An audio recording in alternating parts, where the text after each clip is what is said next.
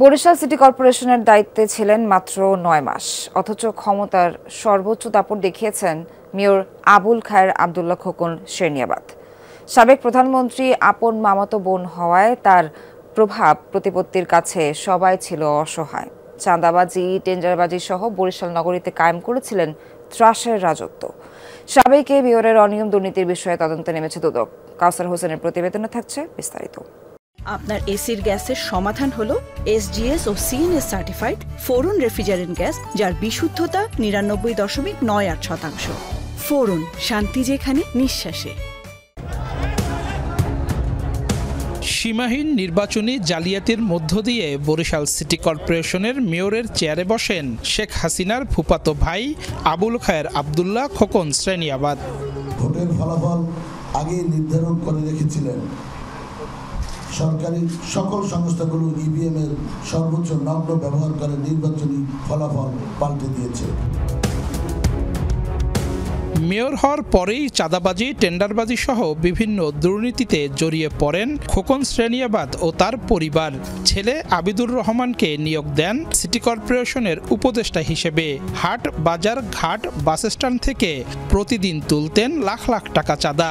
দায়িত্বে ছিলেন যুবলীগ নেতা অসীম দেওয়ান, খান মামুন, মৎস্যজীবী লীগ নেতা খান হাবিব, ওয়ার্ড কাউন্সিলর বিপ্লব, ব্যবসায়ী আলাউদ্দিন আলো, মানিক, শ্যালক মিঠু, নিকটাত্মীয় মুরাদ এবং 2 APS রুবেল ও দোলন। মেয়র হওয়ার পরই প্রথমেই একটা চাঁদাবাজি হয় ব্যাপকভাবে।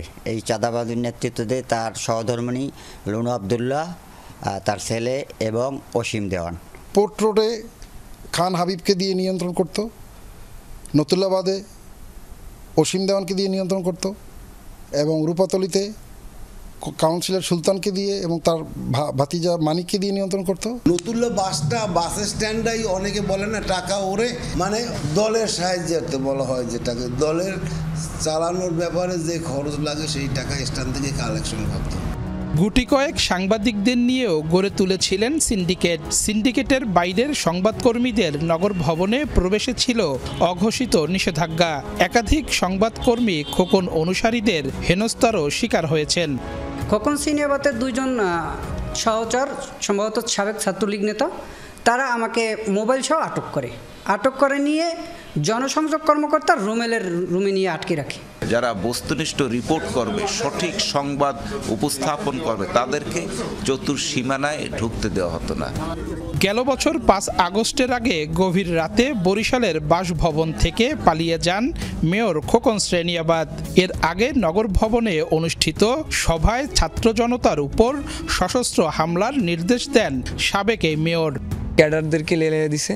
সেই ক্যাডাররা, আমরা দেখছি দেশীয় অস্ত্র, এমনকি শর্টগান সহ অন্যান্য অস্ত্র নিয়ে এসেও তারা, যারা ছাত্র জনতা আন্দোলন করছে, তাদের উপরে হামলা চালাইছে।